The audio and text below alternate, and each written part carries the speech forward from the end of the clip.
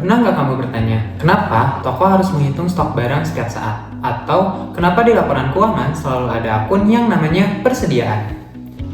Nah, persediaan bukan sekedar daftar barang yang ada di gudang, tapi punya peranan yang lebih penting, karena berhubungan langsung dengan laba perusahaan. Makanya, kalau salah mencatat persediaan, laba perusahaan juga bisa ikut berubah.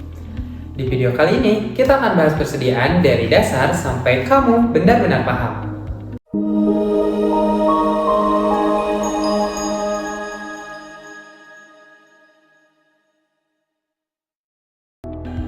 Halo semuanya, selamat datang di Accounting, tempat belajar akuntansi dengan cara yang lebih mudah dipahami, bukan sekedar dihafalkan. Di video kali ini, kita akan membahas salah satu materi dasar yang wajib dipahami, yaitu persediaan. Jadi, pastikan kamu nonton video ini sampai selesai ya.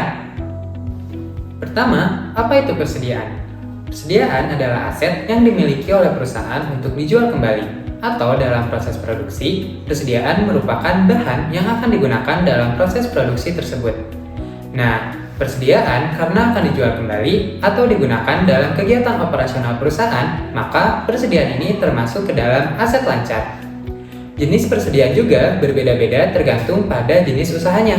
Misalnya, pada perusahaan dagang, persediaan ini adalah barang yang dibeli dan akan dijual kembali tanpa diolah terlebih dahulu. Sedangkan pada perusahaan manufaktur, persediaan ini terbagi menjadi bahan baku, barang dalam proses, dan barang jadi. Misalnya, pada perusahaan roti, tepung, gula, dan telur termasuk kepada bahan baku. Sedangkan adonan yang diproses menjadi roti disebut barang dalam proses. Dan roti yang siap dijual itu termasuk kepada barang jadi. Lalu, kenapa persediaan itu penting? Karena nilai persediaan akan mempengaruhi harga pokok penjualan atau HPP. Jika nilai persediaan tidak tepat, maka HPP dan laba perusahaan juga menjadi tidak tepat. Oleh karena itu, perusahaan perlu mencatat dan menilai persediaan dengan benar. Nah, dalam akuntansi, untuk mengolah persediaan, ada dua hal penting yang harus dipahami, yaitu metode pencatatan persediaan dan metode penilaian persediaan. Yang pertama, metode pencatatan persediaan. Metode ini akan menjelaskan bagaimana perusahaan mencatat setiap transaksi yang berhubungan dengan persediaan.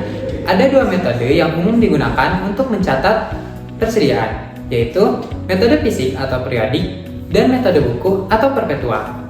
Pertama, metode fisik atau periodik.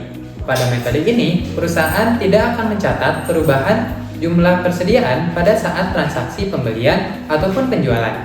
Akan tetapi, jumlah persediaan akan diketahui pada akhir periode setelah melakukan stock of name.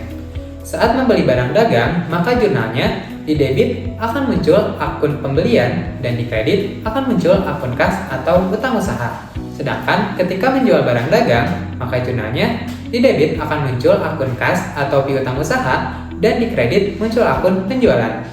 Karena akun persediaan tidak diperbarui setiap adanya transaksi, maka harga pokok penjualan baru akan dihitung di setiap akhir periode. Selanjutnya adalah metode perpetual. Berbeda dengan metode periodik, pada metode ini setiap adanya transaksi pembelian ataupun penjualan akan langsung dicatat sehingga saldo persediaan akan selalu diperbarui. Nah, saat membeli barang dagang, maka jurnalnya di debit akan muncul akun persediaan dan di kredit akan muncul akun kas atau utang usaha. Sedangkan ketika menjual barang dagang, maka akan muncul dua jurnal. Pertama, di debit akan muncul akun kas atau piutang usaha, sedangkan di kredit akan muncul akun penjualan.